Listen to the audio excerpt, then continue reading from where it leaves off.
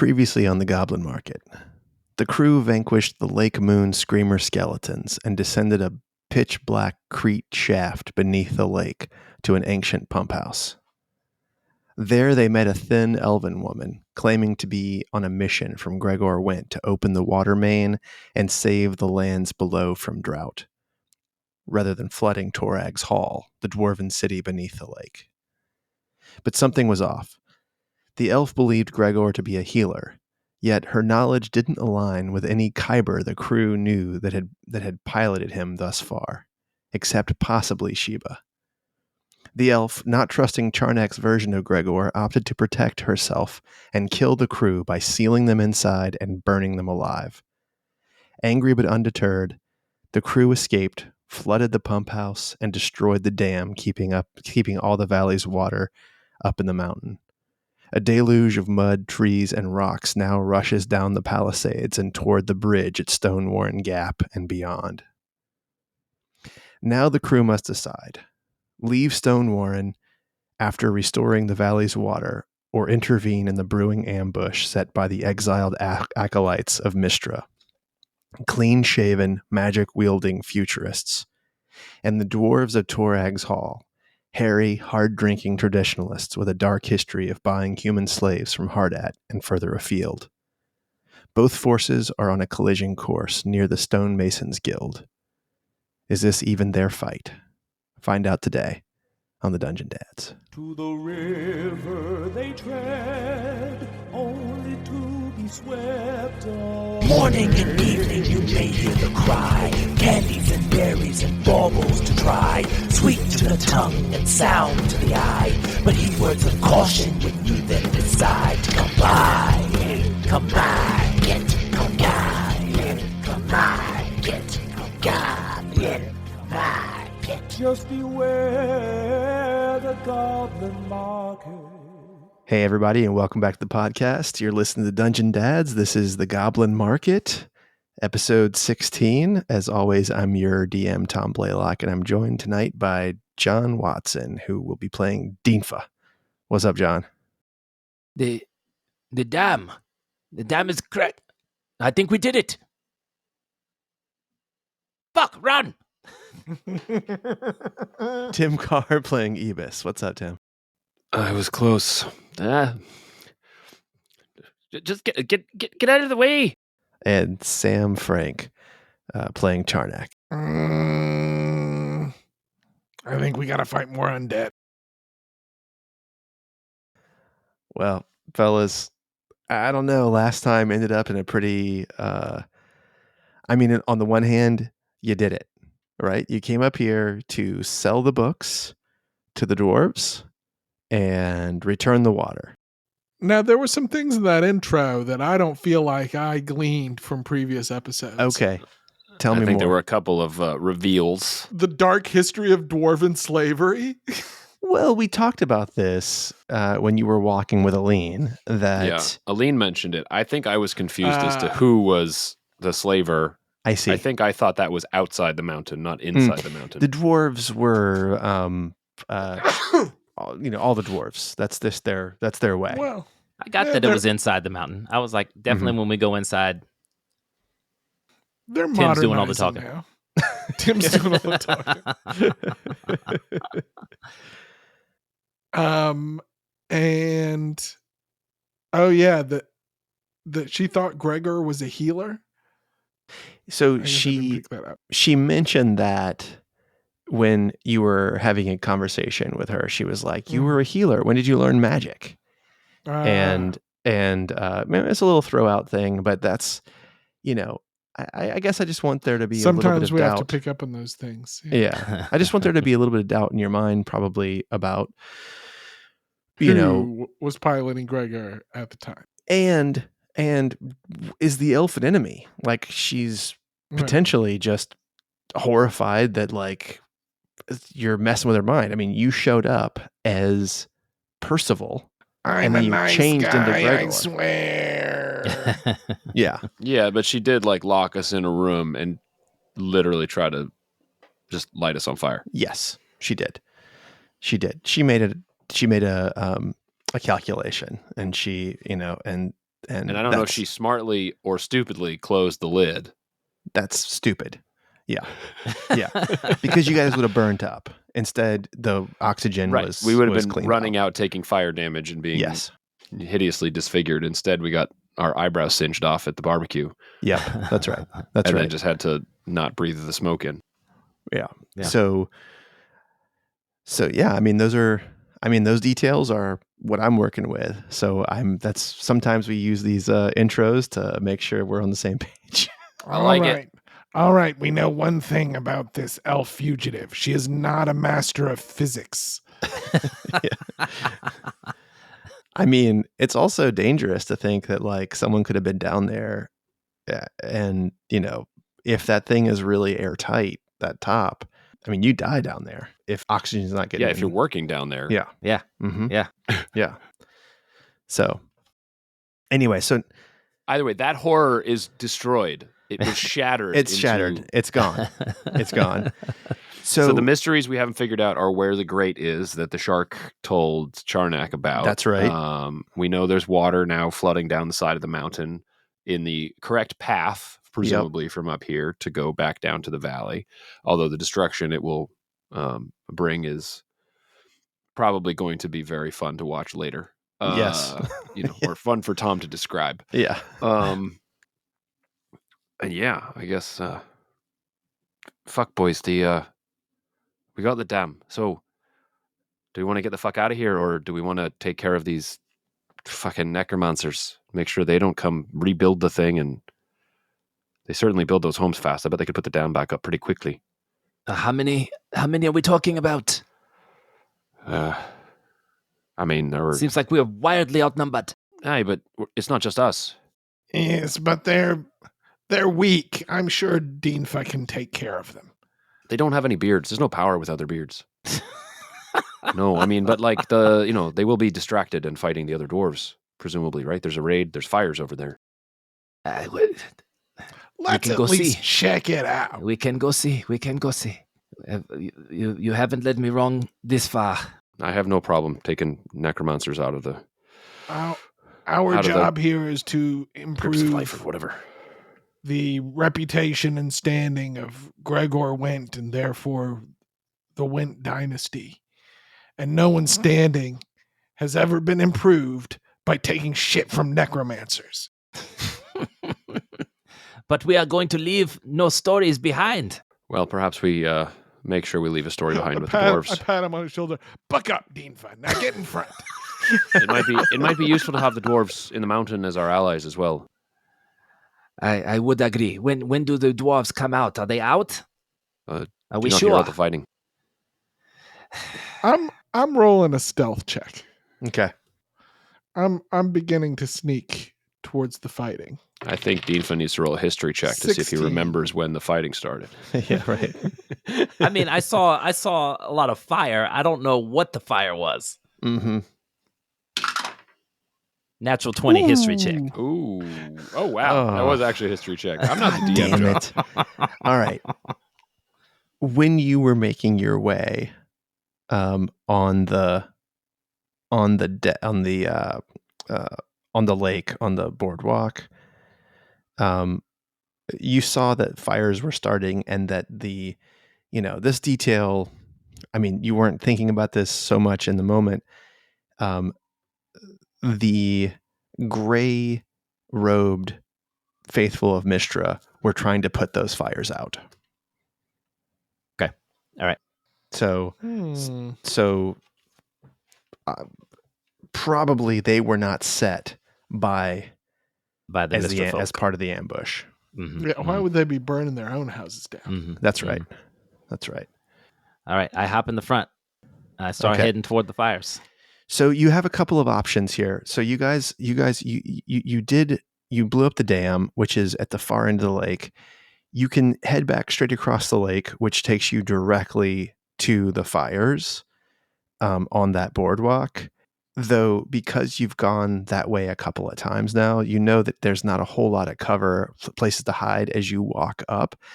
It will take you a little bit longer to walk around the lake. But there's places where you could come into the town slightly more hidden. It's just it's going to take you a little bit longer, and there are consequences for either one. I'll just tell you that as a DM, as a DM to his players. Like we would have it no other way. Okay. I don't think we care as much if it's consequences that a couple of extra houses get burned down. I don't think we care that much. Yeah. Okay. So Slow you want and to steady wins the you want to go race. slow and steady. Okay. All right. So give me stealth rolls for everybody, and I'll have you do a perception check in here in a second. 17. Natural 1. Double natural ones. Double natural 1. Wow. It's a 6. It's a 6. Yeah, it's a 6. It's totally a 6. Mm. Okay. So you guys are making your way kind of along where the wheat is planted, about 50 or 60 feet away from the bank of the lake. It's got some cover there. It sort of muffles the sound coming from you in the vegetation. As you make your way closer to the town, you see that there is the lots of buildings are on fire. You see that there are small pockets of heavily armored dwarves that are surrounded by skeletons and robed Mistra faithful. But there's just not that many people. They're definitely like kind of cornered, and they're not really fighting now. They sort of like look defeated, like they're giving up. But in the distance, you can see the Stonemasons Guild, and here you have a massive number of Mistra faithful up on the walls of the Stonemasons Guild, and they are pelting some like people who are inside the Masons Guild. The roof is down, and now you see that like in this area, some of the buildings are coming down, seemingly not from the fires. So few small pockets of dwarven fighters in armor. Give me perception checks now for the last couple of details here. 18. Okay. 17. Okay. 9. So, Tim, Ibis sees that there is just a beast of a dwarf, at least 5 feet tall, maybe 5.5 feet tall, extremely broad chested with a giant hammer right in front of like where you met Galprank the first day, like in front of this stonemasons guild. And there is a pile of dead mountain dwarves in front of him. He is wearing a sigil on his armor, and the sigil is a sigil of Mistra. Okay.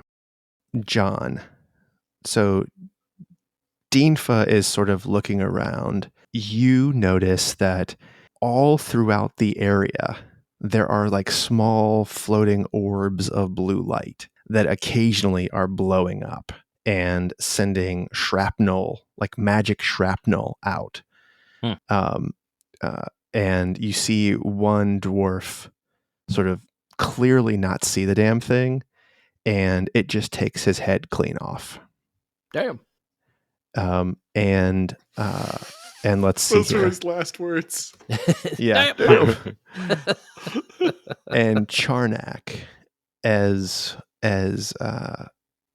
Gregor, you notice that in the field where like right behind where you're standing, you see a family of halflings that are crouched down in the field hiding. Do we have I keep wanting to say, like, do we have telepathy here? I mean, But I can only I can, Tim does. Yeah, I mean, Yeah. you can establish it, and I can move it around. I mean, it's like it's a bonus action, and it'll last for 3 minutes. But I through some hand signals, I communicate with the guys, to circle up and I survey mean, you have picked up the language of the Mistra. Yeah. Yeah. Mm-hmm. We stop here. Talk, but not talk, just with fingers. Nah. Well, I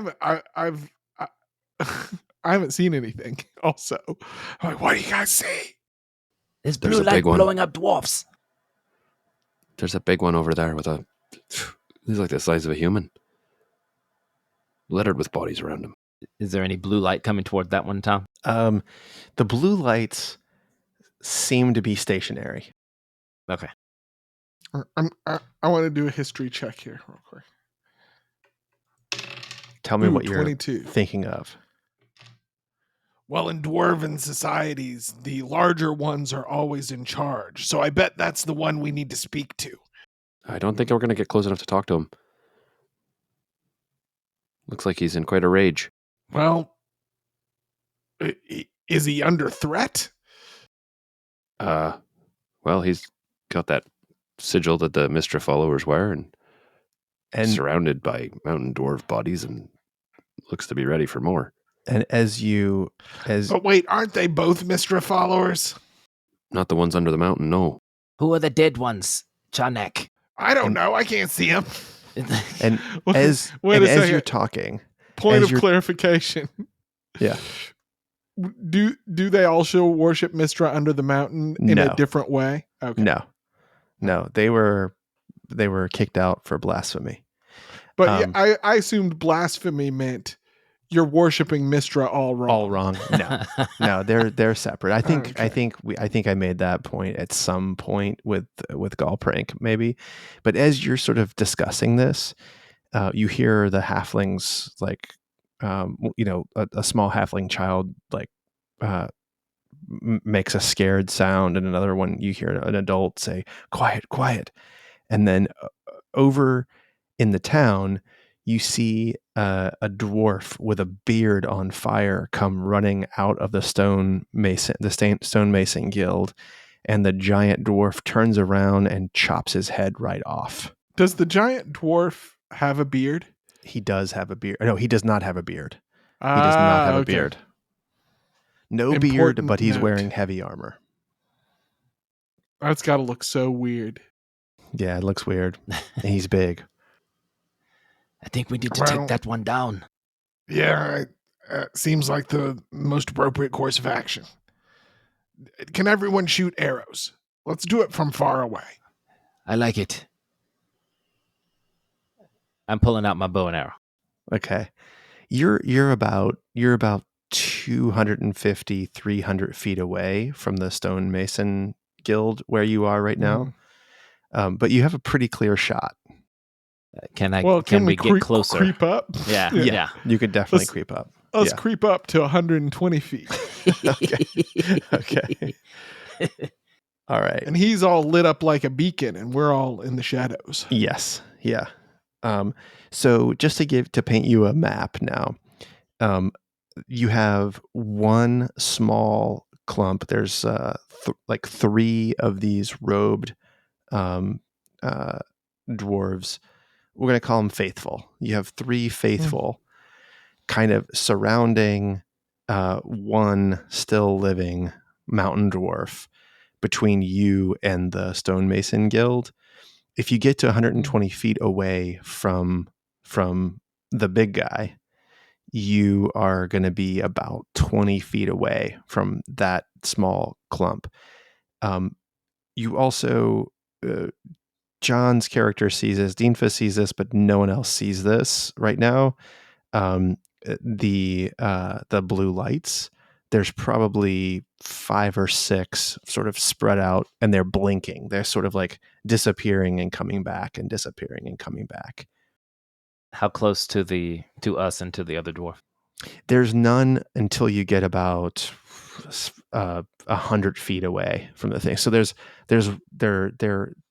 not staying in the same place. They're like blinking out and then reappearing and blinking out, and like, so it's sort of like fireflies, but really faint blue light. And you saw one of them blow up and take someone's head off. Ouch. I think we're going to have to kill these guys first. The little blinkies? No, the robed guy's there. And how far are the robed guys?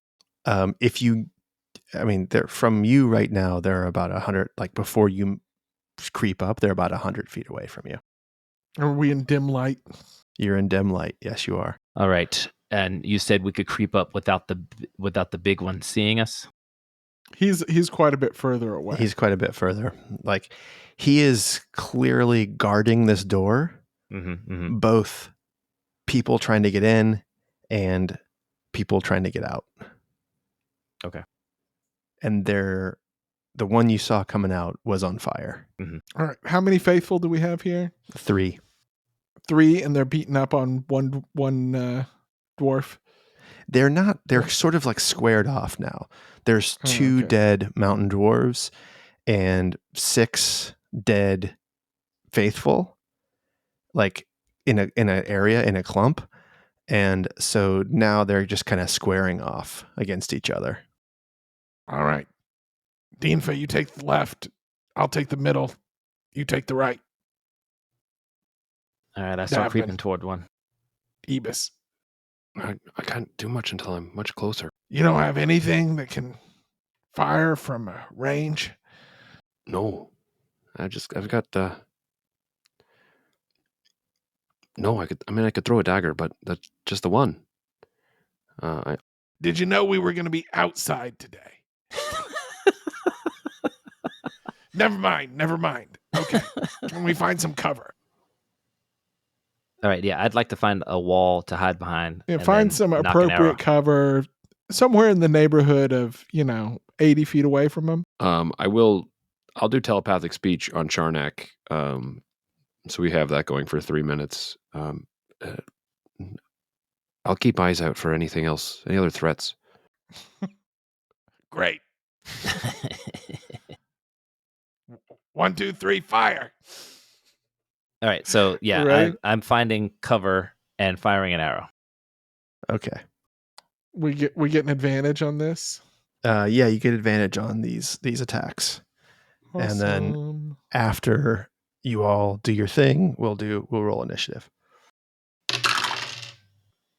That is a 19 from Charnak. 14 will from hit. Busk.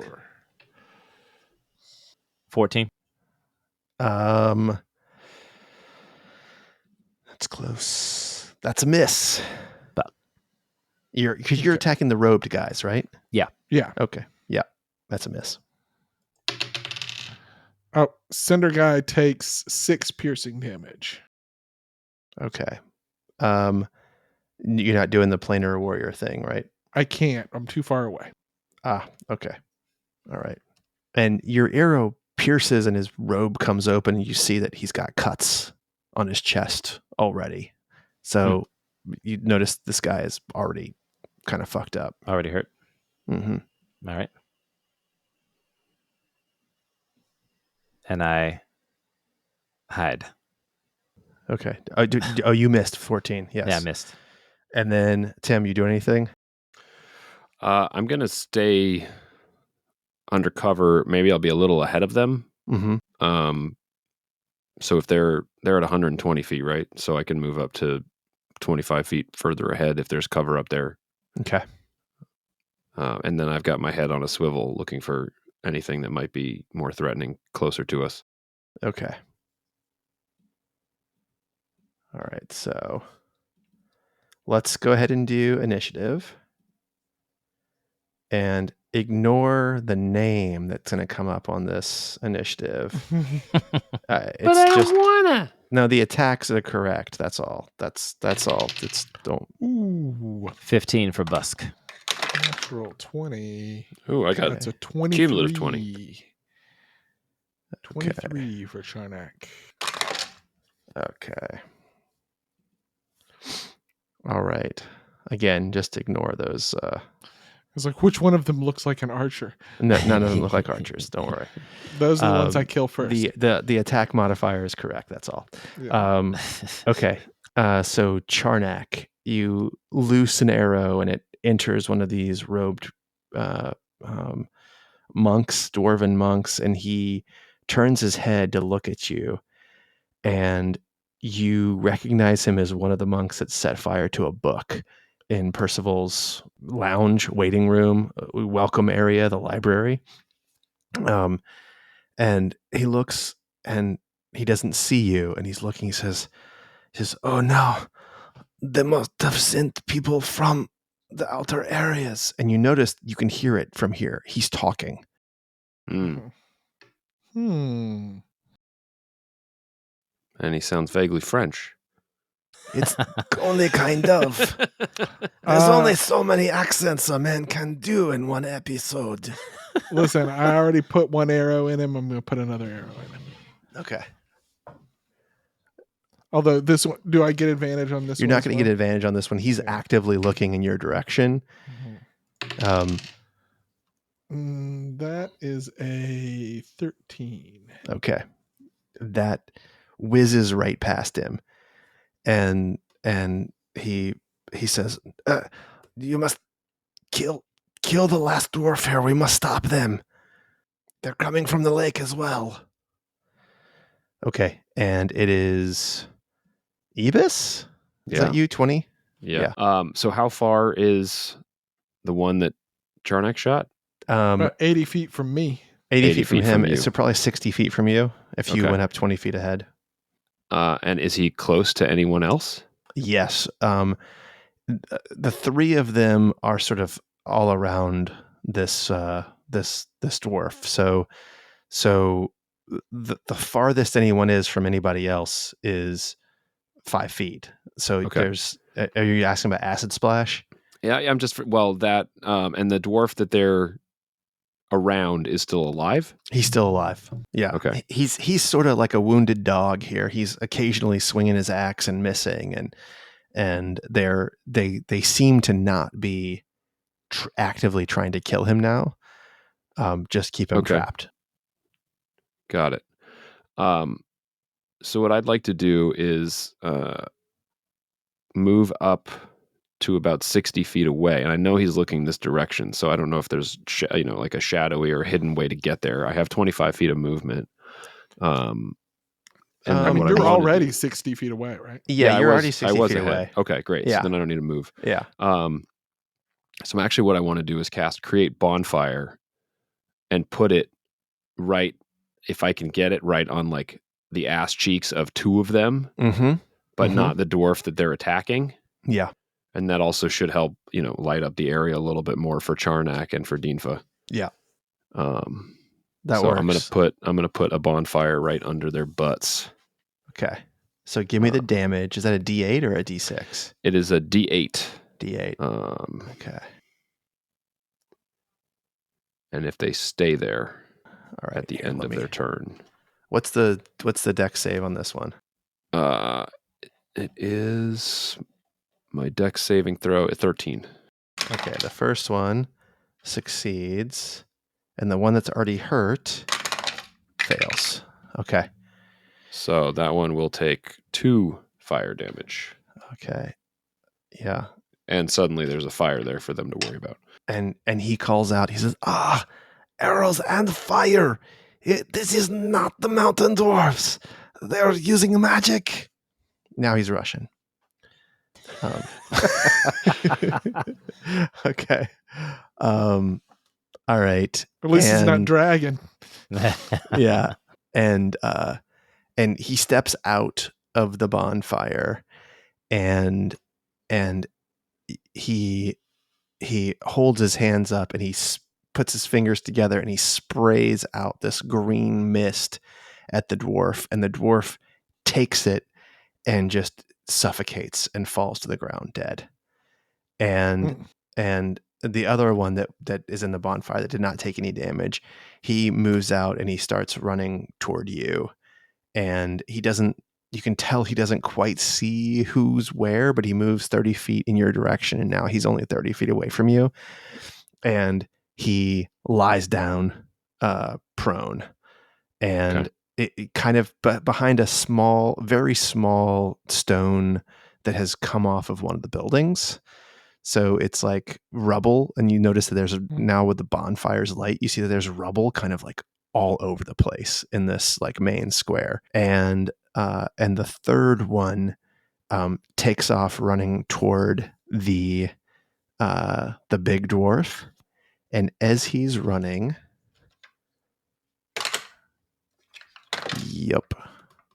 as he's running, he's sort of dodging. Occasionally, these blue lights light up around him, and he's like moving, dodging, and then he catches one. And it's...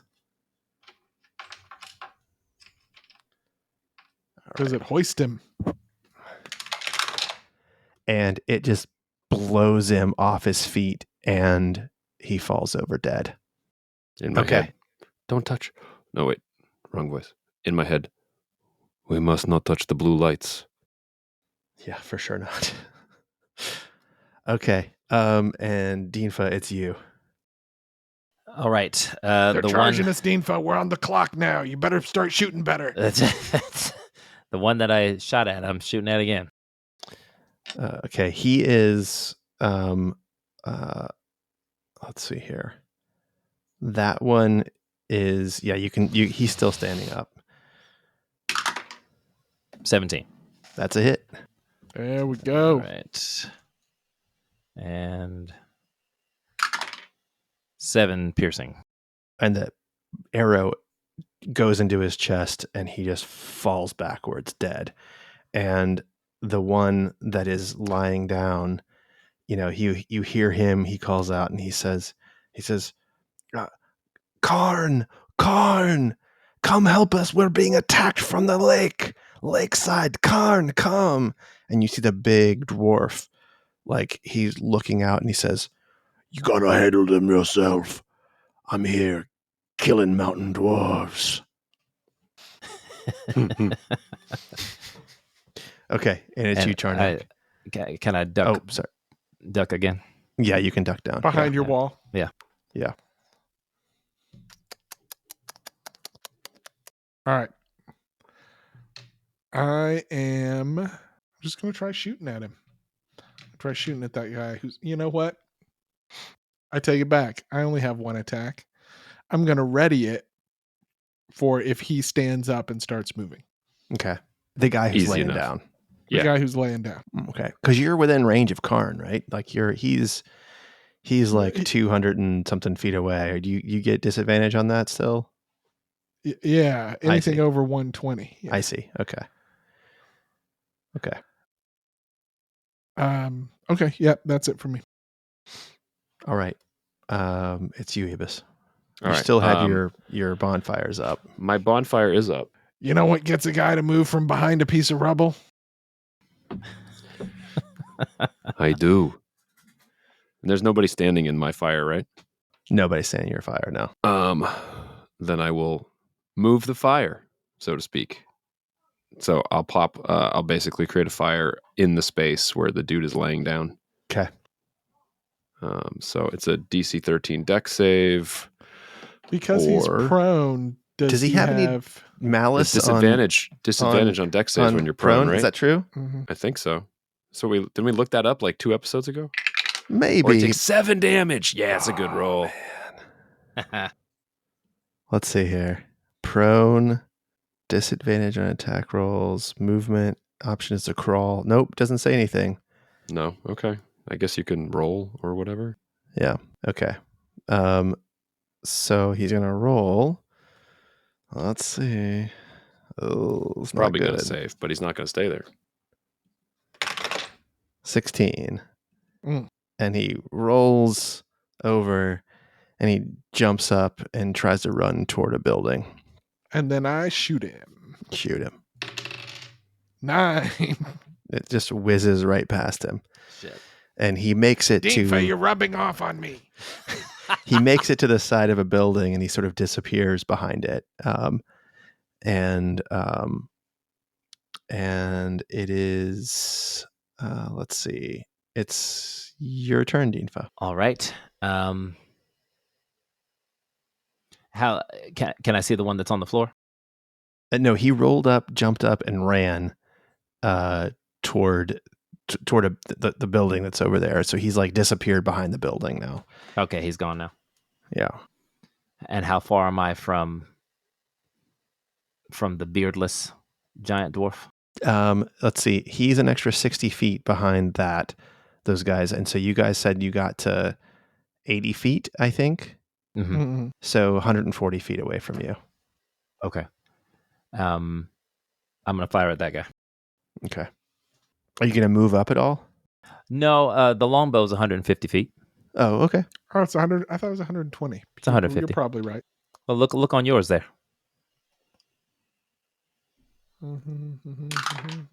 Yep. 9. You're rubbing Okay. off on me, Charnak. No, that's going to be a miss. Karn Stonehand sees the arrow coming toward him, and he jumps up to catch the arrow on his gauntlet.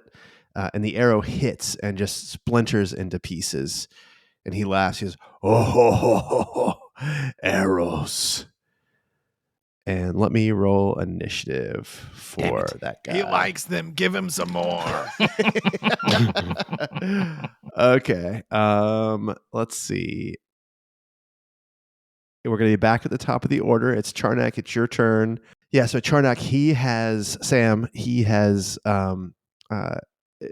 left the doorway to the stonemasons guild, and he's looking at you. He hasn't started making his way over to you yet. He's right at 140 feet away from you guys. Okay. So I am going to move up 20 to be 120 feet away from him. Okay. So here's what I'm going to tell you. Uh-huh. You can move up 20. What's your normal walking speed? 35. Okay. So if you go half Now- of... Hold on a second, because, that's... I don't know if that's a racial thing that you want to adjust since I'm in Gregor. No, I think that you know how to move the legs of people now very well. I just keep putting one foot in front of the other. Here's the thing, though, is that there are these like wisps of Mistra's magic that are sort of appearing and disappearing from the battlefield. Right. Okay. So I'm going to tell you that, like, if you use your normal movement, so if you use 30 or 35 or whatever it is, doesn't matter. If you want to go 20 feet, you can either run the risk, do a D10. A D20. And if you get 11 to 20, no problems. You move through this stuff without any of these things exploding on you. If not, it's a dex saving throw, which I know you're very good at. For one of the effects of these things, although I will tell you, you've only seen 2 effects of this, and these things are popping off and doing different things. So it is up to you. You can treat this as difficult terrain, or you can not. What's your choice? Well, here's the thing. Now, because you've set that up, I have 22 hit points. I don't know if I can just cavalierly run through these things. Right. On the other hand, if I don't, then I'm going to have disadvantage, right? Because I'm over 120 feet. Nope. You're using a longbow? 150 feet. Oh, it's 150? Yes. Oh, fuck it. I'm going to shoot him from here then. What was I even worried about? Okay. I'm just going to stand. I'm just going to stand where I is. Just stand and deliver, man. Stand and deliver. All right, here we go. Longbow. That is a natural 1. So he wants to catch it on his gauntlet, and it's so much It falls higher. 10 yards Oh, short. 10, yeah, sure. It falls 10 yards ahead of him. It actually cruises through one of these Mistra balls, and the Mistra ball like blinks out, and there's a small area of darkness that fills the area and then disappears after the arrow moves out of it. All right. And then I'm going to carefully move back 15 feet. Okay.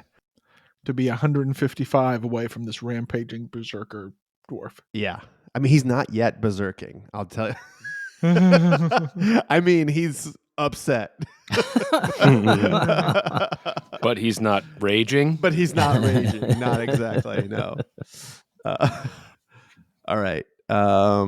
So this is Dinfa.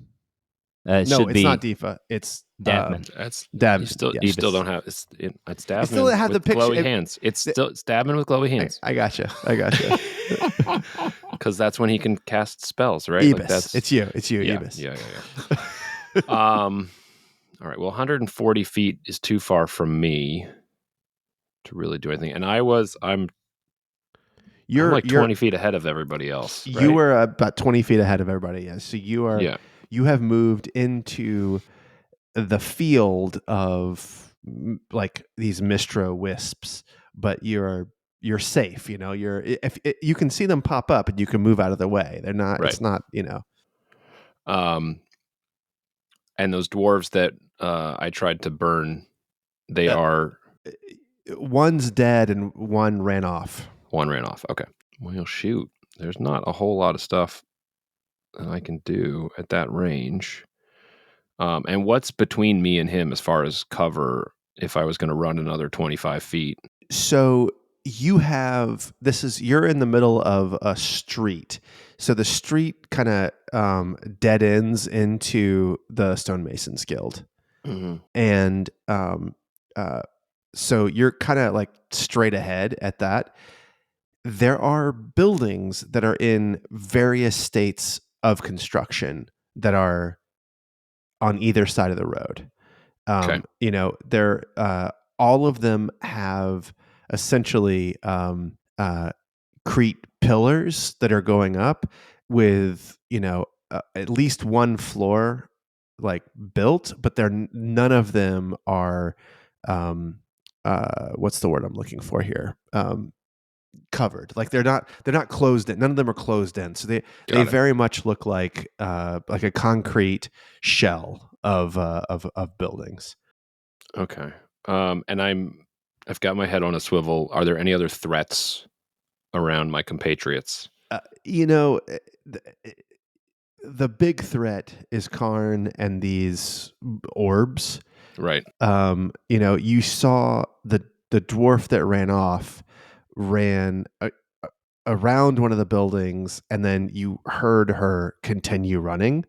Okay. So there are like little side streets that are in here that things could be there, but you have a good sense of it because the ground floor of all these under construction buildings, you can see through them. Got it. And the wisps give off a glow. Yeah, very faint glow, very faint blue purple glow. Okay. But it would be enough to see something coming. Absolutely. Are they moving around, or are they just like sort of popping They're up? disappearing and reappearing in other places. Got it. Not to metagame too much here, Tim, but one thing I was thinking about doing with my turn and opted for rolling a natural one on an arrow shot instead is trying to look for any pattern with the wisps. Yeah. That can be exploited. I mean, considering I'm out of range of doing anything constructive, that seems like I was like, if you're thing. looking for something to do, watch the wisps. As I said, I'm looking out for you and sort of covering you now that the threat, the dwarven, the little dwarves are no longer there. So, if you want to use your action on looking out, I will let you do a perception check or an arcana check. The arcana check will be specifically about the wisps. Perception check will be larger, like potential dangers, of which, there might be. Yeah, I'll do the perception check as an action. That's fair. Not a good one. 7. Okay. With a 7, so you really look around this part of town. And the thing that you notice that's a danger is nowhere near you, but it looks like the roof of the Masons Guild has caved in, and it looks like one of the buildings that is near it has fallen in on that building. With the 7 perception, I can't give you a whole lot more than that. Okay. And how far away is that? That's or how many buildings over? That's the end of the road. The building that came down is the one that was right next to the Stonemasons Guild. That's where Karn is coming at you from. So it's adjacent to where. Okay. Yeah. Got it. Yep. Okay. All right. And on his turn, so he's facing you all. I still have a mental connection with Charnak. Charnak. Okay. So Karn is standing in the door, and you hear him. He's so loud. He goes, let's see, what's the guy's name? Sorry. He goes, Ebrox, you handle these, I'll handle the new ones. And you hear from inside the building, Karn, no, I need your help.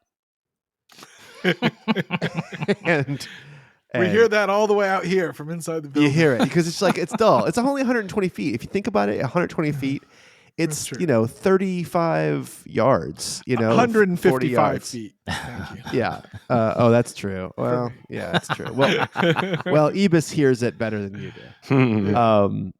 And so Karn moves 25 feet toward you. And he is completely unmolested by Mistra's magic as he walks. He doesn't even attempt to miss them, and he holds up this like giant stone gauntlet, and you see a pulse come out of it. And the way you can see it is that the Mistra's wisps, as it makes its way toward you, you can see them sort of shimmer in and out, and it's sort of like the ripples from water when a rock is thrown in it, but it's air, and it passes you by, Ebis, and you feel it. It passes through your body, this shock wave, and it doesn't hurt you, but it makes you feel sick at your stomach a little bit. Okay, and then the building right behind you begins to shake, and one of the pillars, you could see Karn squeeze his hand together in the gauntlet as soon as the pillar starts to shake, and he pulls toward him, and the pillar comes down and falls about 15 feet behind you, between you and Dinfa, and the building now looks very unstable. And he says, "You little one with spells, come at me." Ah, fuck. All right. And it's Dinfa. Okay, he's still 130 feet away. So he went 25 feet toward you. You were at 140 feet. So he is 115 feet away from you, but you have this giant pillar that has fallen down in the road, and now the building that you're standing next to, it looks like it's going to come down. Okay, do I see which way it's falling? I mean, the pillar that he took out was on your side. All right. I'm going to try to run away from the building, but first I'm going to fire at Karn. Okay. 7. Oh. Jesus Christ. You guys are rolling like booty right now. I'm just going to tell you, this is not going to go well if you keep rolling like this. No offense. You hear that, Dice? You hear No that? offense. Hear that, Dice? I am suddenly a little bit worried about you, because I thought you'd be ticking him down little by little. He's going to get close to you, and it's fucking dangerous. Okay. All right. Cool. And then bonus action, I'm going to send a shadow dude 15 feet in Ebis's direction. Okay. All right. So you're going to get the shadow dude beyond the pillar. Beyond the pillar. And you're going to avoid it. You're going to go toward the other building, correct? Yeah. I'm not running toward Karn. I'm running just away from the building, parallel to the pillar that just fell. And I'm going to send a shadow figure toward Ebis. Hey, Tom, when you say giant pillar, is it giant lengthwise, or is it girth? What are we talking? It's girth. I mean, this is a. It doesn't cover the whole road. So That's just what makes architects happy. Yeah. So Dinfa could, with his movement, he could move around the pillar and be on your side of the pillar with his movement. The pillar's 25 feet high, 30 feet high. And 30 feet high? Well, 30 feet Oh, long. when it was standing Yeah, up. yeah. And then Okay. it came down, and so now it's cracked on the ground, and it didn't clear all the way to But are we the talking other like side of the road. 3 feet? Are we talking like a foot thick? yeah, Are we it's- What was the talking- diameter? of it? It's cubical. It's So square it's about pillar. 4 foot square. Like 2 by 2? No, 4 by 4 4. foot. So 16 square feet. No, that's of fine. I just surface want to area. know, like, am I jumping over it? Is it like, or is it like I'd have to climb? 4 by 4 by 30. Yeah. And when it landed, it did crack and break apart in some places. So then the area, the volume of the pillar God. would be. Jesus. Come on. We're talking like 480, 480 cubic cubic feet, something like that. Yeah. Yes. Okay. But the surface area. Oh my God. Yes. Sorry, I'm just waiting for. You just Whose turn is it? It's your actually.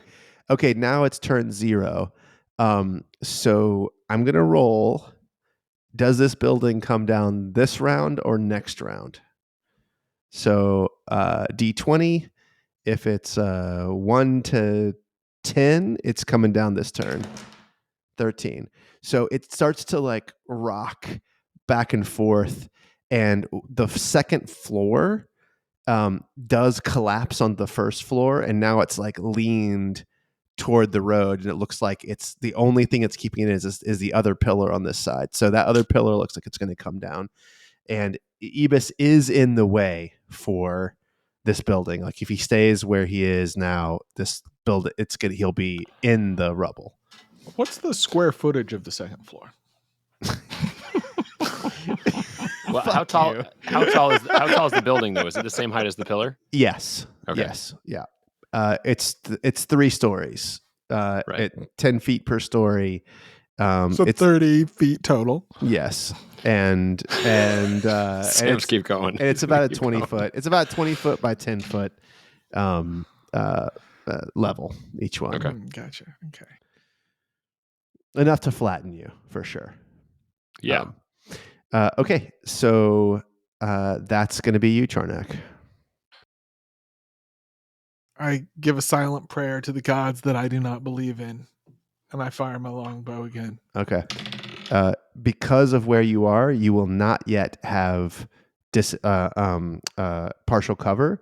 But if this guy gets any closer to this rubble, or if you get any closer to this rubble, the 4 foot high thing is going to make it so you have a very hard time hitting him.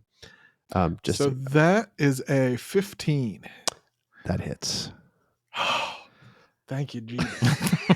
I am also going to mark Karn as my favored foe, Okay.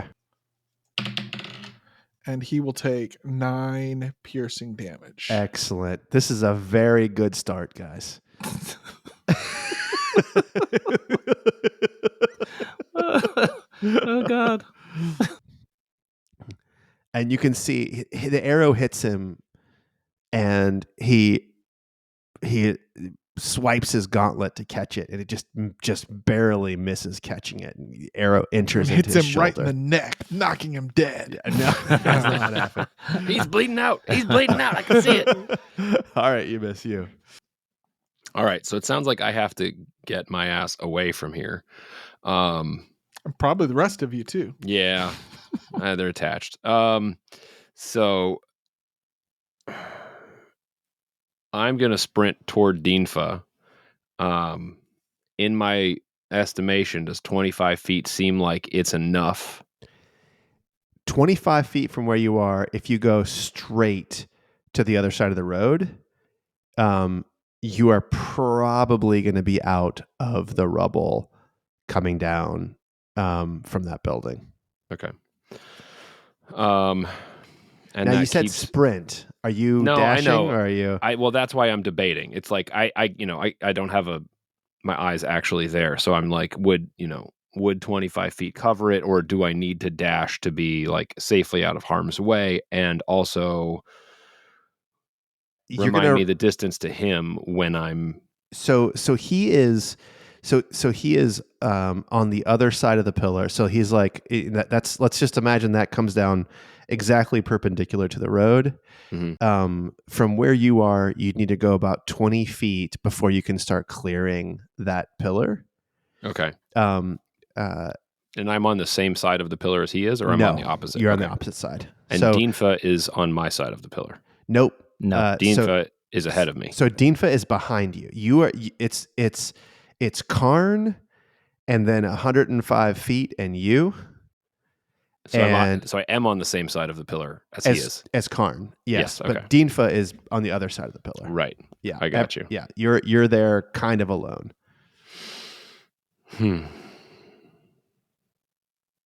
I mean, I still don't have anything that handles that kind of range unless I want to use my one magic missile.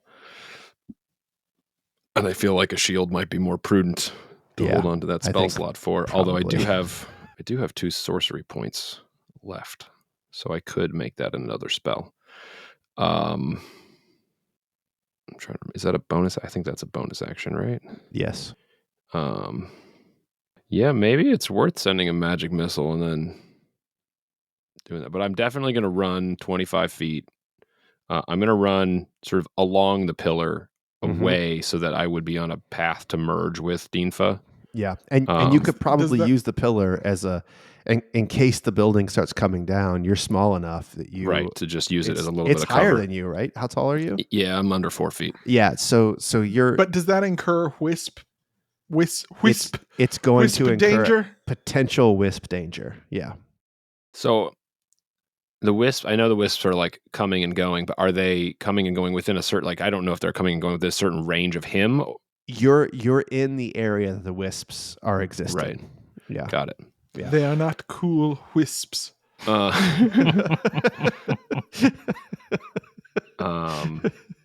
Yeah. Okay. So I'll run 25 feet and then I'll, does that get me around the edge of the pillar where Dinfa will come around? Yeah, you can get around the edge of the pillar. So I'm going to get there. I'm going to magic missile him, and then I'm going to use as much as cover as I can from both the building collapsing and the and his I don't know. He's not having any ranged attacks as far as I can tell. So, yeah. So let's magic missile this guy. This will be level 1. Ooh. 5 per bolt, so 3 bolts. Nice. So 15 damage. Nice. Boom. All right.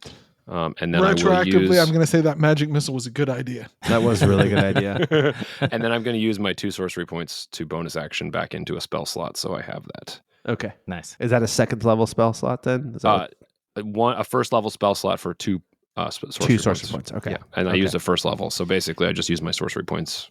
Okay. I'm going to roll. And then this is going to be, it's 50-50. So 1 to 10. We're going to go evens. All evens, you might set off one of these things. Odds, you will not set off one of these things. Odd, you did not set off. So when you say set off, you mean like a change of position?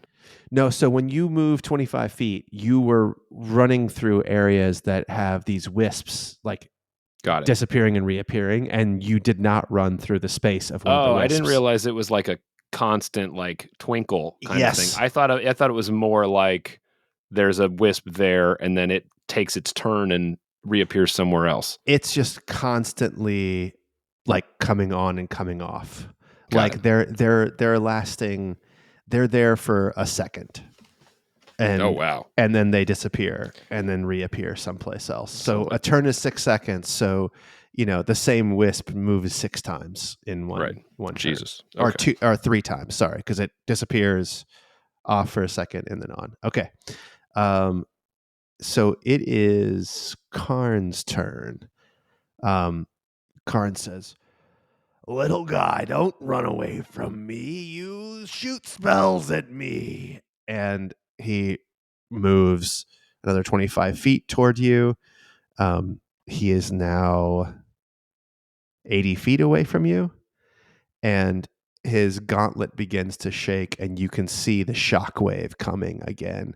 And this one goes right past you, goes past you, Dinfa, and the pillar that's close to you on the building across the street from the other one begins to shake, and he grips his hand together like he's holding that pillar at 100 feet away and pulls toward himself, and that pillar comes crashing down into the street behind you.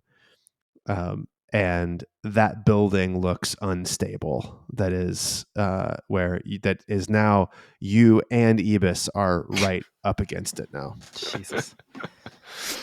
He's forcing us to get closer. Mm-hmm. All right, Dinfa, it's you.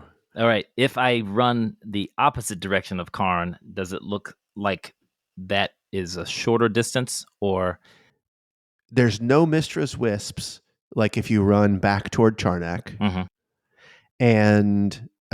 and you could clear the building that looks like it's coming down. You could clear both the buildings with 30 feet of movement. Okay, so I'm gonna do that. I'm going to take another shot at Karn, All right. and 12. Fuck. That's a miss. And I'm gonna turn around and I'm gonna say, Ibis, this way, and I'm gonna run the other direction to try and clear the building that's gonna fall. And the my shadow is going to interpose itself in between. It's going to start running the opposite direction as well. It's going to interpose itself in between Ibis and Karn. Okay. All right. How far can it move each turn? 30 feet. 30 feet. Oh, okay. Okay. Cool. But if that puts it ahead of Ibis, I don't want it to do that. It's going to be between Ibis and Karn. Yeah. That's what you want, right? Yeah, that's what I want. Yeah. Yeah. Okay. All right. And so if I move 30 feet back, that building is not going to fall on me anymore. You are still near the Mhm. building. Mhm. The dice will tell us if it's gonna, if it's gonna come down. It looks like it's gonna come down forward, Mhm. Mhm. and into the street. Mhm. So we're turn 0. And I've never seen a video on YouTube of a building's demolition going horribly awry. Going horribly. Yeah, right. Yeah. No. Even chopping down a tree, you don't always know exactly what direction it's going to go, even if you're really good at this stuff. So the first building that he shook begins to fall apart, and first the second floor comes down and lands just slap in the middle of the street. Then the next pillar, and then the building sort of tumbles down, and you both are safe from that one. And let me see, this is another one. If this is going to come down this turn or next turn, this is going to be. We'll do this again. Which one do you want, Tim? Evens or odds? Why are you putting this on me, man? Well, you're the only one who's like directly in the path of it. Come on, man. All right. Odds, you're In the safe. words of Rush, if you choose not to decide, Odds, you you're still safe. have made a choice. Even. It's a 20. So it's coming down this turn. And you can see that it is shaking, and the second Tom, floor. what I meant was odds I die. Oh, really? Nah. I'm not doing that. and the second floor and the roof of this building come down, and actually are coming down like it's going to land almost on top of you, but they break apart, and the existing pillar protects you, but now you're underneath this sort of small cavity that is that's by the pillar, but you are totally safe. You cannot see Karn. You cannot see anyone else. Now, what you guys see, Dinfa and Charnak, is your little buddy. You knew kind of where he was. He was behind the pillar, and now the building is all over that pillar. Shit. All right, Charnak, it's you. You have 2 buildings down blocking the street now. It's super. What's the word I'm looking for here? Dusty. It's dusty. It's dusty, and it's difficult terrain for sure. The top of the pile is about 14 feet high in the very center, where these 2 buildings sort of like met and formed almost a little pyramid, little House of Cards action there. Um,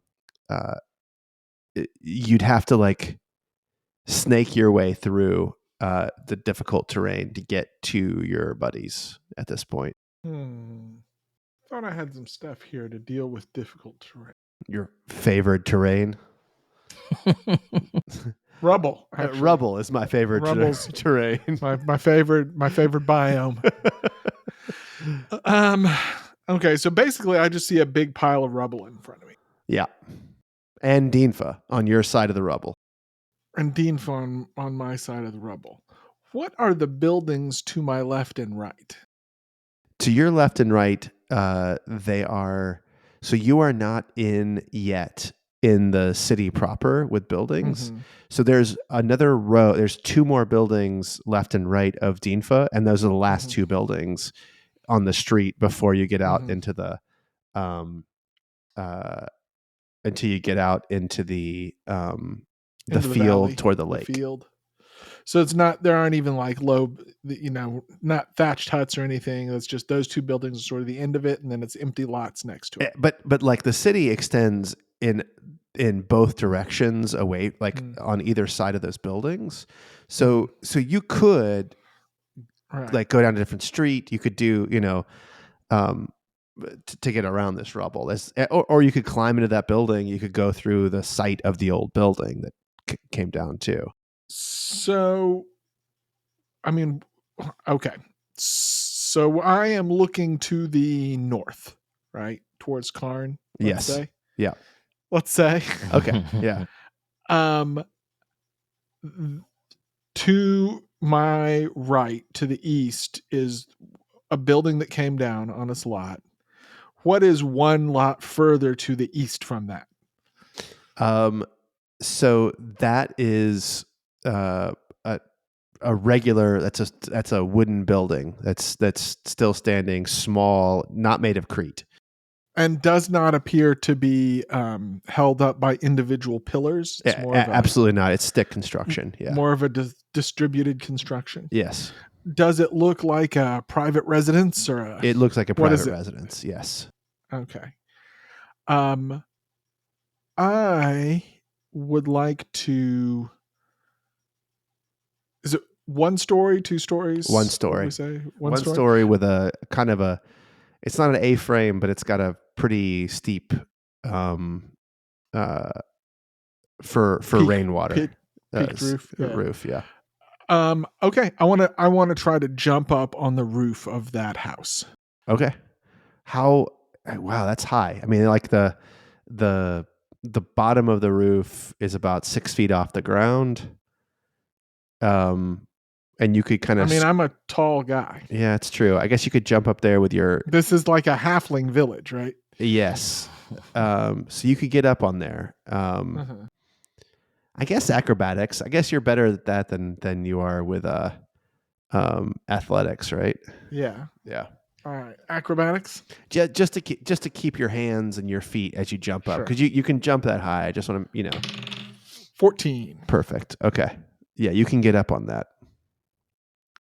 All right. So I am going to, and I'm assuming also that's going to use I'm probably going to have to dash and use my full movement for this. To get over there, because that's going to put you now about 90 feet away from Karn at that point, 85 feet away from Karn. You can't see Ebus, but you can see Karn now. Okay. All right. And that's my turn. Okay. All right, Ebus, it's you.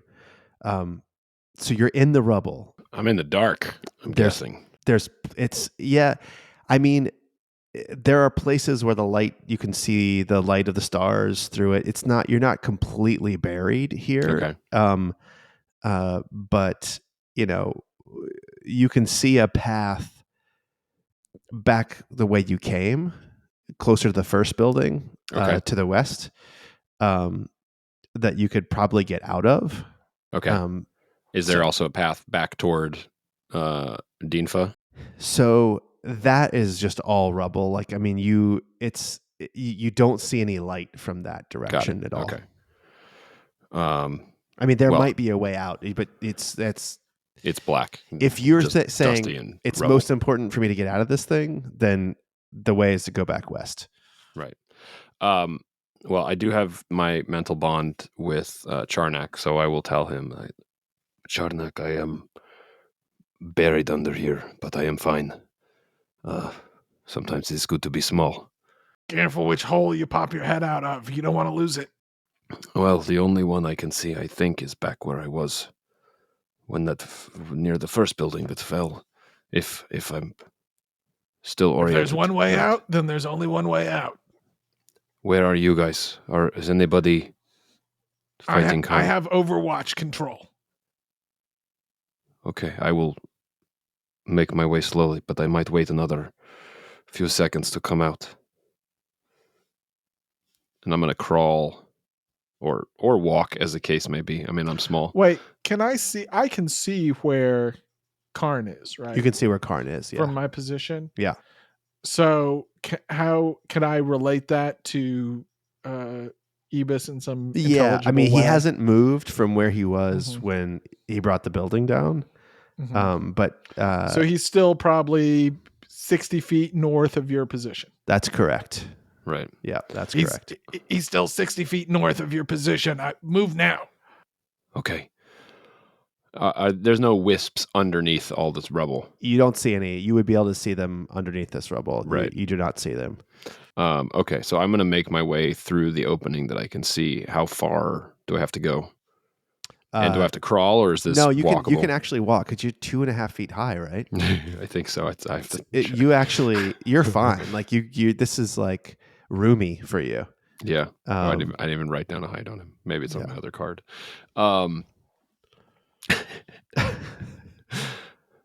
It's about 15 feet away from you. Okay.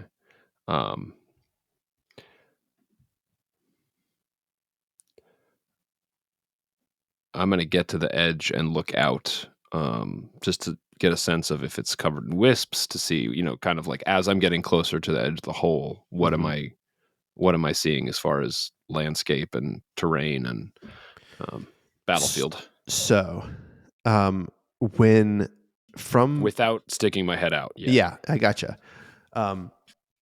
From He's this 60 feet away. Go. from this hole, the battlefield doesn't look that different than it did before the building came down.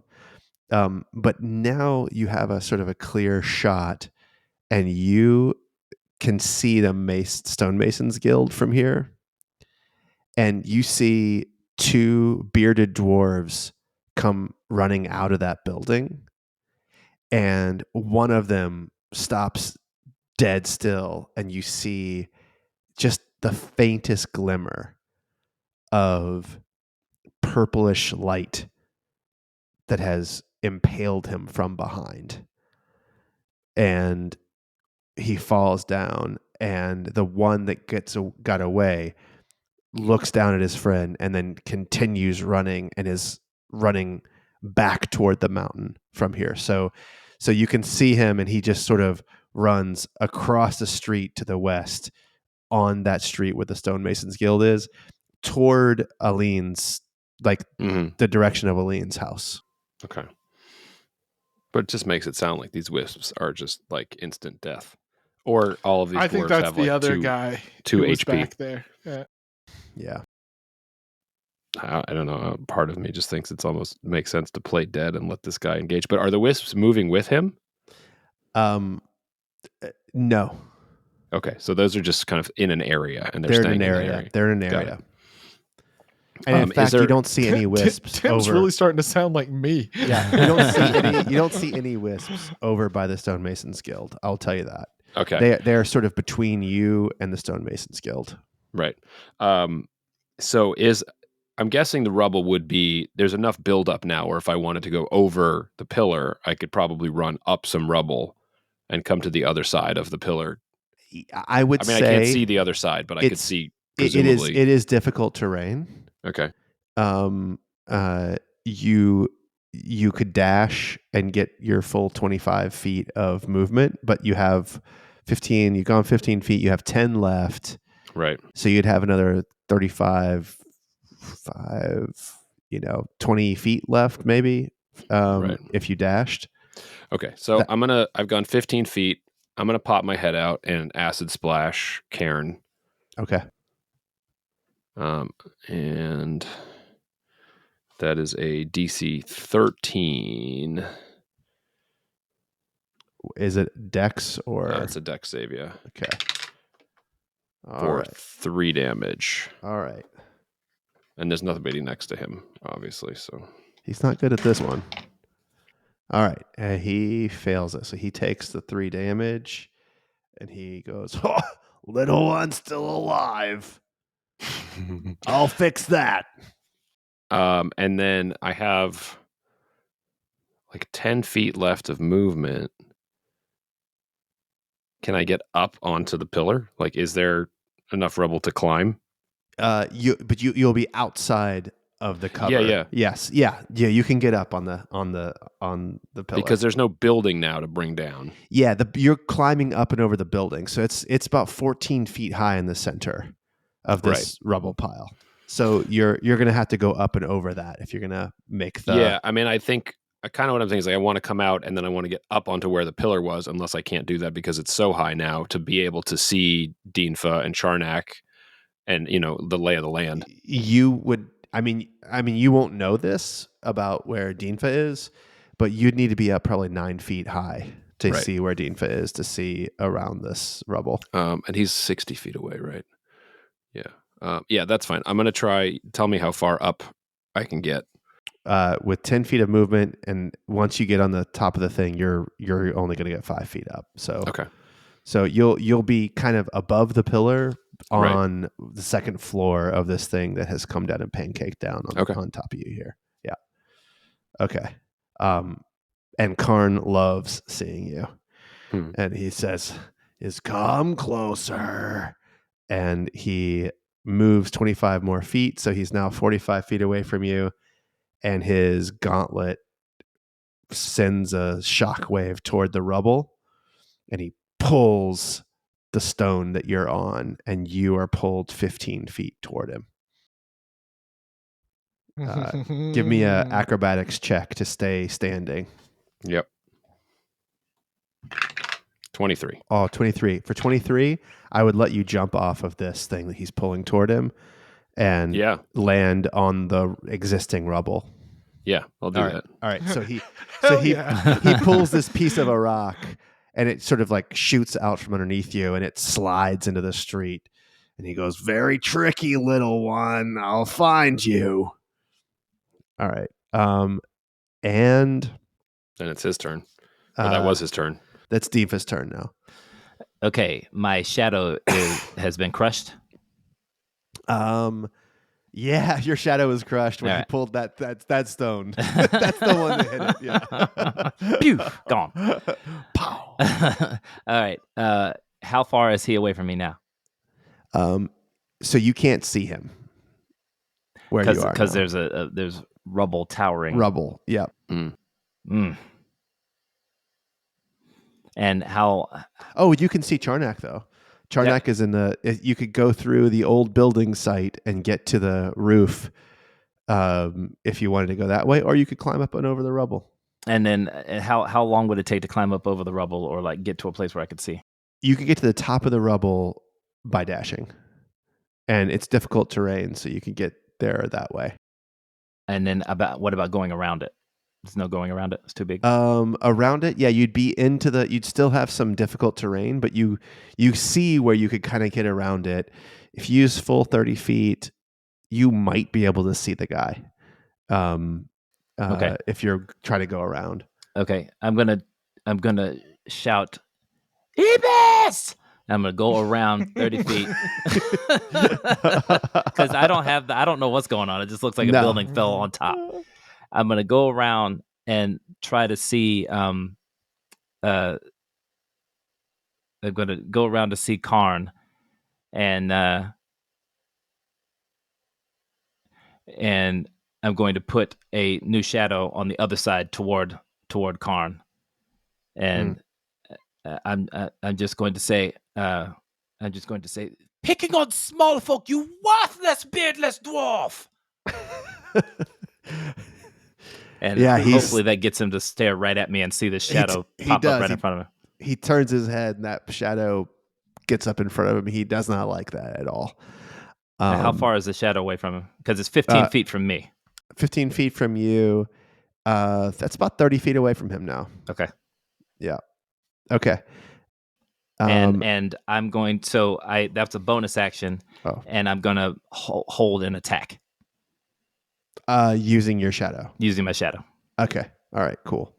What's the trigger for the attack? When he comes at me. Gets close enough. Yeah. Okay. So,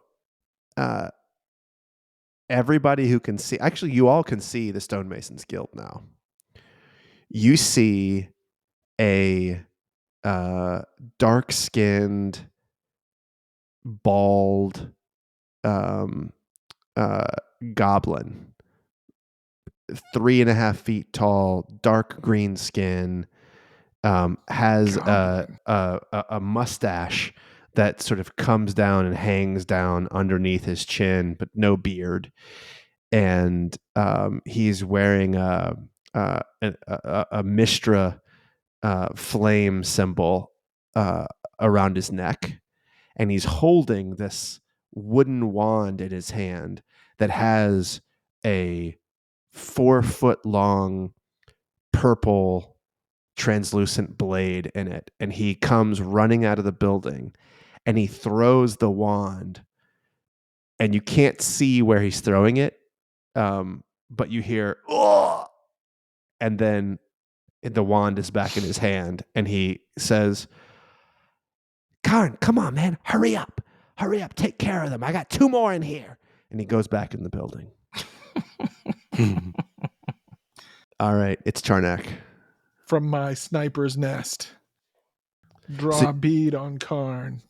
All right. And fire. All right. 12. Don't you get a thing by having him marked?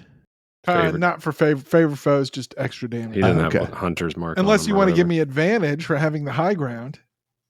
Do we do that? Is that something we do? There's nothing he can do. I have the high ground. Is that something we do? No, I don't think we do that. Unfortunately, I want to do it. I want to do it for you because the next hit points he takes is going to start phase 2.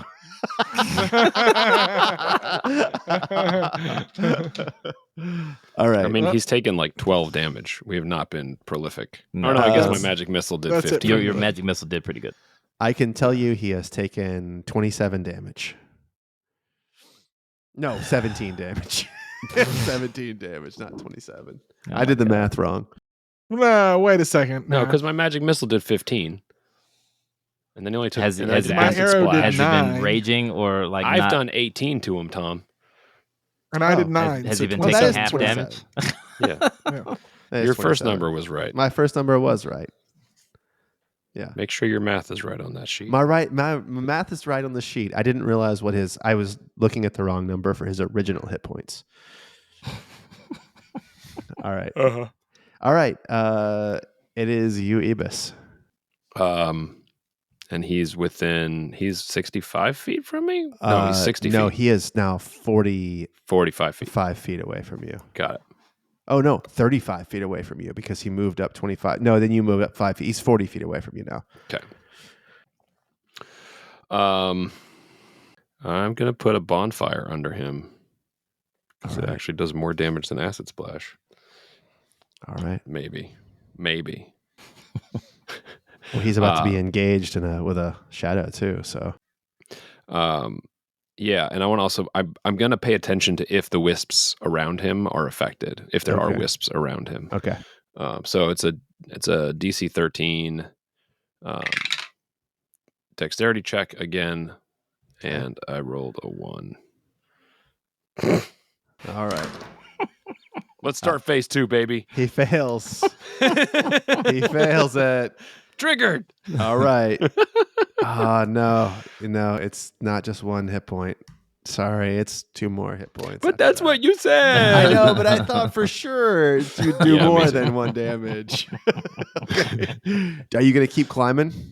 Yeah, I'm gonna try to climb to where I can see where my compatriots are. All right, so you head up. It's loose. It's dangerous feeling, but you're going slow enough that you get to the top of this pile, and you can see Dinfa over on the side, and you can see Charnak up on the building to the west or to the east Okay. of you. And I'm gonna try. I know I'm small, but I'm gonna try not to make myself like a beacon of light at the top Sure. of this thing for surrounding enemies. So I'll say that there's enough rubble that you can kind of like duck behind something and give yourself half cover from Karn at least. yeah, I don't want to be like, I want to be, now that I know he can pull things like that, I'm going to make sure I'm ready Yeah, to move. got So, it. Got it. but yeah, if there's a place to kind of like duck out of sight or something like that, that might be good. All And I right. can pop back up from. So he's gonna move his 25 feet. Oh man, he has 30 feet of movement. Well, he was Oh, only using man. 25 of it, you know. He's gonna He's go. trying to be intimidating by moving He slightly was, yeah, slower he was like, than he has to. I'm rough and slow. Yeah. So he's gonna move up 30 feet to that shadow. Give him All right. give him the hit. Come on, god damn it. 19. That'll hit. There we go. There we go. All right. And 7 slashing. Okay. Now phase 2 begins. Yeah. Here we go. All right. So Music change, yeah. death animation, reanimation, animation. So he's moving up to you.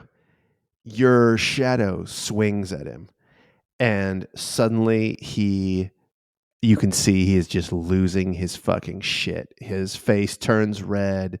He goes, ah! And he is now berserk.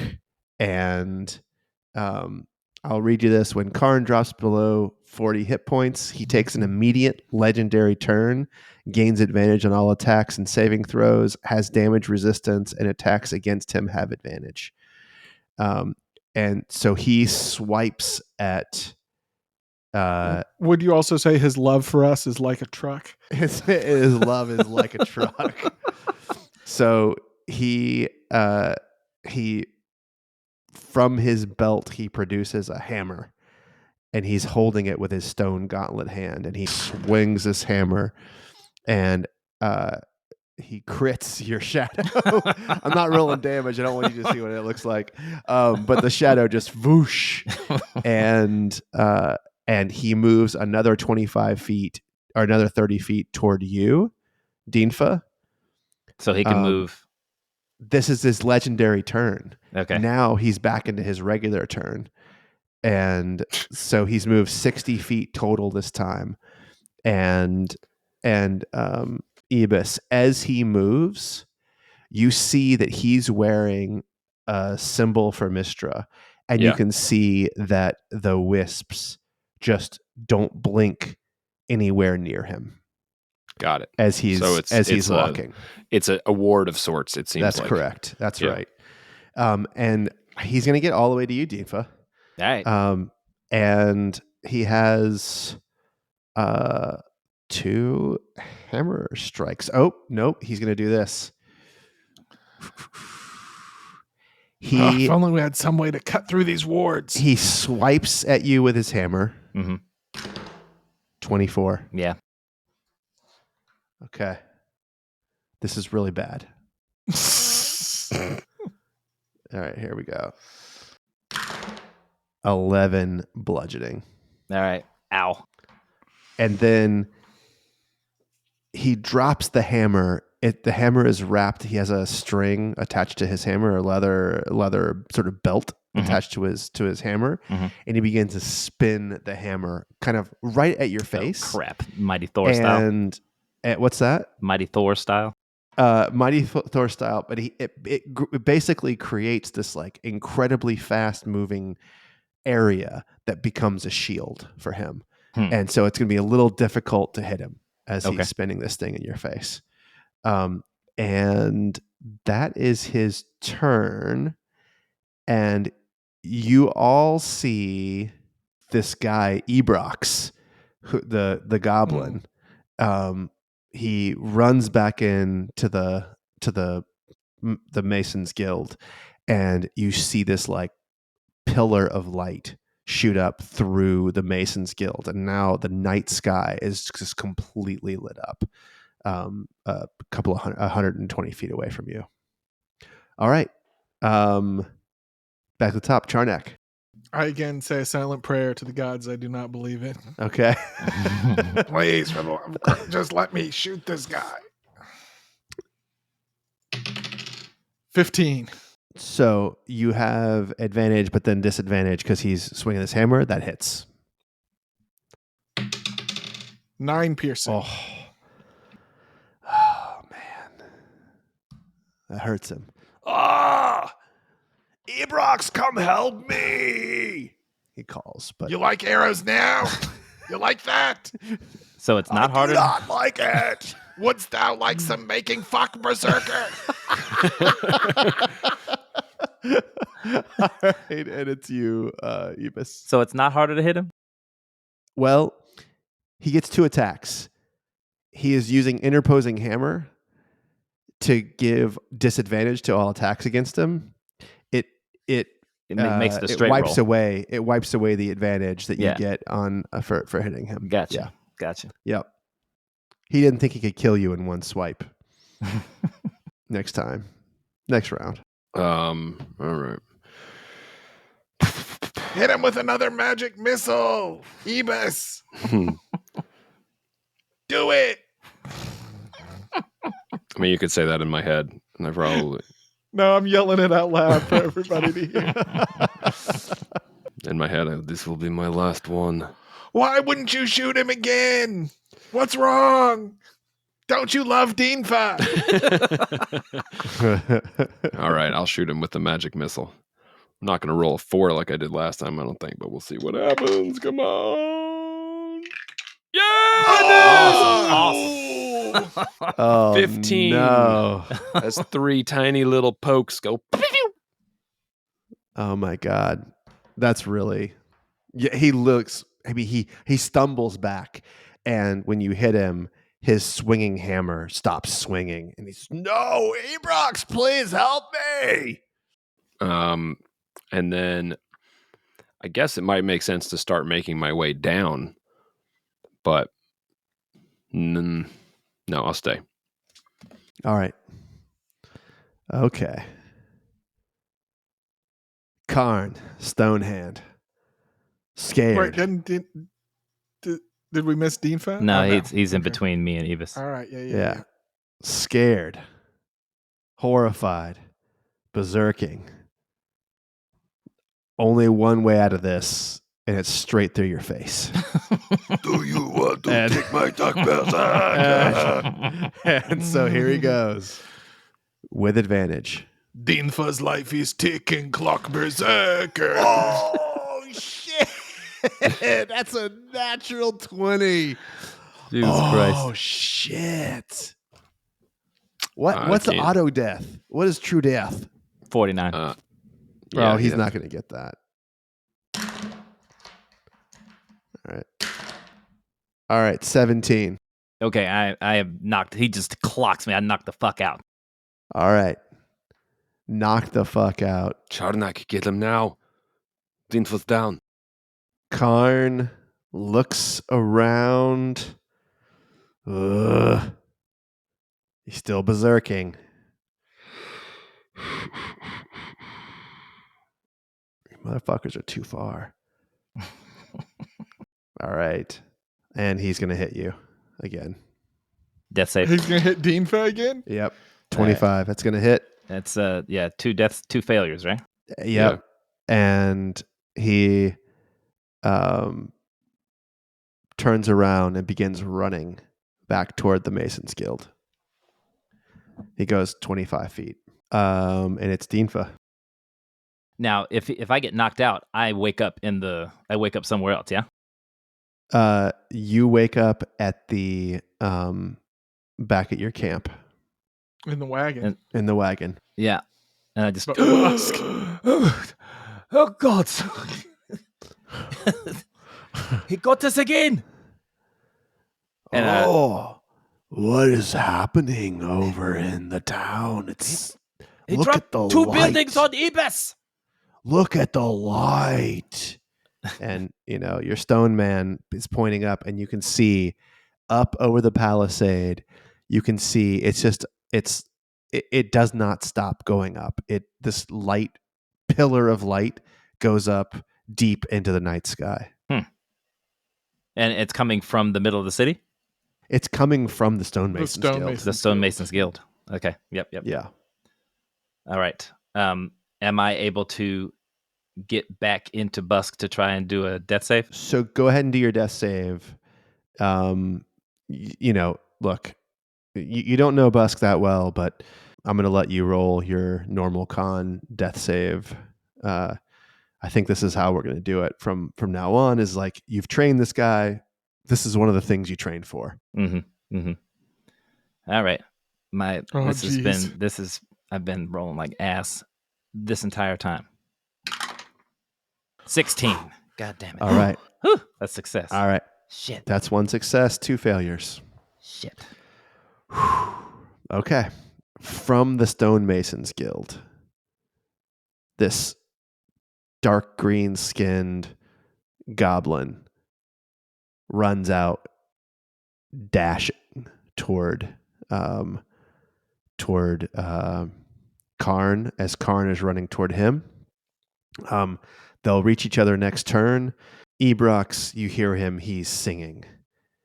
He's going, oh, here, oh, here, oh, here. He's going to reach him next turn. Okay. Yeah. All right. Charnak, it's you. How far away am I from Busk? From Busk, you are about 30 feet. Okay. So not that far. Not that far. Especially if I jump off of this roof. If you jump off this roof, you can get to him for sure this turn. Yeah. I'm going to say to Ibis, do you have anything that can help Busk? You guys do know that I have a healing potion on me. We do now. I think my elf eyes. No. I mean, we bought them all together. You know that we have these. Yeah. Look at John doing this How many sales healing pitch. potions? Hey, we I all don't got think I have together. any We healing were all potions. together and we got it. Remember what I put in this pouch to the left? The You left guys little belt pouch? you guys remember that shit? We trained for this too. All right. Charnak, give me a history check. Oh my god! with you. Oh my I'm god! fucking with you. I stand next to Busk, but I fire at Karn with my longbow. Okay. Is this with advantage? This is with advantage. 23. That's a big hit. Yeah. Nice. 10 piercing damage. Okay. So, this is what happens. When Karn hits 0 hit points, he immediately takes a turn. If he knocks someone unconscious, his extra turn ends and his HP becomes 1. At that point, return to the turn order. So you have fired. It hits him in the leg. He starts to go down, and he runs. He continues running to his pal Ebrox, and when he gets to Ebrox, he says, "I'm sorry, Ebrox," and he swings his mighty hammer at Ebrox, and he misses, and he swings it again, and he hits him, and all right, he does 13 damage to Ebrox. And then falls down dead. And then falls down dead. Fucking yes. And Ebrox is like, what the fuck? No. All right. And then finish your turn. Jardak. I flip off Ebrox. Okay. That's the end of my turn. All right. It's you, Ebus. How far is Ebrox from me? He is right at 60 feet away from you. And Charnak is over Dinfa. He's over Dinfa, but Dinfa is I am Right. going to die next round. his Yeah. his life is I mean, maybe not. leaving him. I mean, doesn't have good odds, but I've got to climb all the way down, right? Because I'm, what did you say, like 15 feet up? Yeah, you would need to dash to get down to where he is. Right, through- which leaves me useless to do any sort of Yeah. actions. Well, potions are a bonus action now. No, not with our current rules. What? Not in our current rules. And there's no clear, like, cool path that I could shield slide down. No, I'm just kidding. Not really. It's very dangerous where Yeah, you yeah, are. yeah. It's very dangerous. I will say honestly, Dinfa, when I elected to kill Karn, I thought Ebus would make it here. Thanks from beyond the grave. I mean, listen, you could roll and be fine. You really could. Yeah. I'm gonna move as far as I can down. And then yeah, I think I'm gonna dash down. Okay. Climbing. And I know that I don't have any action economy, but actually wait a second. Let's see. Might make more sense to throw something at Ebrox, but and if we're all in one place, that might be bad if Ebrox is a caster. Do we still have these mind spike amulets? I think so. We never used them. Only John has his. That was a birthday present. Oh, that's right. Yeah. Then why do I have mind spike? 1 per long rest from amulet on my. Because we never deleted it off our Yeah. character sheets. Yeah, you can get rid of it. That was on that mission, that one mission only. Uh, Because you knew you were going to be going up against goblins. Mm-hmm. And the goblin market used to be flush with shit you could bring on missions. Okay, so here's what I'm going to do. I'm going to scratch the dash. I'm going to climb down as far as I can. Okay. And I'm going to cast Mind Sliver on Ebrox. All right. Which Remind me is- about Mind Sliver. What's the save? it's an int save. Okay. Or takes 1d6 psychic damage and subtracts 1d4 from the next saving throw it makes before the end of my next turn. So might be a good save for Ebrox, but let's see what happens. DC 13 int save or 3 psychic damage. All right. And a save penalty. Okay. That's a natural 20. It's 25. So Ebrox is good at that. he saved on that one. Okay. So then I've gone down 12 feet, I guess. Okay. Yep. And I'll if give you there's 13. We'll give you 13. Hey. Take the extra foot. Yep. And that's all I got. Now, am I coming down on the side facing Ebrox, or is there like I'm imagining you're coming down directly toward toward Dinfa? Toward Dinfa. Yeah. Okay. All right. Dinfa Dinfa. rolling again. You're gonna put yourself back in the body here, Busk, and that's what triggers this con save. So let's see if it happens. Moment of truth. 18. Yes. Yeah. Woo! Now somebody get me the fuck up. Oh man. Okay. And Ebrox lifts the arm of his compatriot and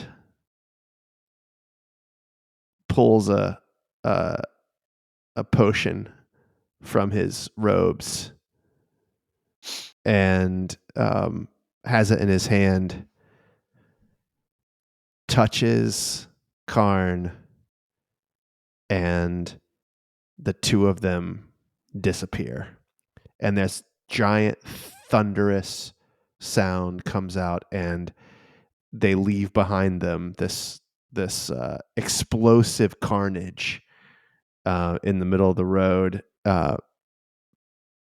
Pieces of crete and asphalt and wood just splinter over the whole area as they thunderstep away into the stonemasons guild, and the light that's shining up to the sky suddenly stops shining, and the town is very quiet. And we're out of initiative. I'm assuming you're going to give your Yes. guy Yes. a potion before he dies. Yes. All right. So, John, take off a potion. They've administered it to you. 2d4 plus 2. Yeah. Let me see here. Man, the thunderstep. That guy was Big powerful. money, no whammies. All right, so 5. And I'm back up. Ooh. Oh. What happened? Did we win? Yes, we won. Thanks to your heroic and noble sacrifice. And that goblin fella took the body of that dwarven fella and got out of here in a bang. I think they're in the guild. Just there. What are we doing now? Are the wisps still there? The wisp are gone. And from the building, 3 bearded dwarves stumble out into the street. The first one falls down, looks like he's unconscious. The second one comes out, puts his hand over his friend, and you can see he goes, and life returns to him. And the 3 dwarves look out at you and at the carnage that is in the city. And one of them calls out to you and says, "Show us your fucking beards." And that's where we're going to end episode 16 of the Goblin Nice. Market. I've got a beard. You guys are in trouble. Grow a fucking beard. Oh, man. Ugh. Oh boy. That guy was something else. That was hot. Yeah. That was some hot stuff, Yeah. man. He pulled down 2 buildings. What? On top. Yeah. Love being little.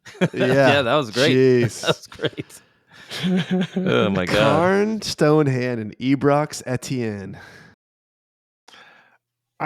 This will be fodder for the bonus, but man, he was one turn away from being really fucked. Who was? Ebrox. Oh yeah. Yeah. Hey, totally, man. He was totally going to be fucked in one more turn. Wow. I have 1 level 1 spell slot left Okay. All right. and 1 good level 1 spell for All this right. kind of situation. Well, I will tell you that because Karn hit him, Mhm. he was like, I mean, look, he's a He wizard. was almost going to leave him. Yeah. He's a wizard. He's Mhm. Well, You he's know. got 3rd level spells. Good lord. he's a 6th level wizard. And we're level 3. I know, I right? know. We were in I trouble. know. We were in serious trouble. You were in serious Legendary trouble. turns. I was like, oh, we are so fucked. Dude, I'll tell you though, dude does not have fireball. I was not that. Mhm. I wasn't doing that shit to you. We weren't going to be that mean. No. It's all right. Lightning bolt hurts just as much. No, he didn't have any of that stuff. That's not his That's not his game. His game is psychic damage. He's made to fight goblins. He is Yeah, a goblin. Yeah. He is. No, that makes sense. Wow. Well, I we'll mean, do we'll- it in the bonus. We'll talk about it in the bonus. Mhm. Yeah. Thanks for coming by, everybody. Stick around in a week for the bonus on Patreon. And if you have made it through campaign 1, and now you're deep into campaign 2 and you are not yet a Patreon subscriber, I don't know what's wrong with you. Excellent stuff over there, and I think we're bringing MCM in for a landing. Mountain City Mayhem is coming close. So if you're a binger, Now's the time. We're about to record episode 52. Yep. So like 7 more episodes. It's call that shot, babe. Oh man. All right. Well, thanks for coming by, everybody. We'll see you next time. Thanks for coming by. by. Thanks for coming by.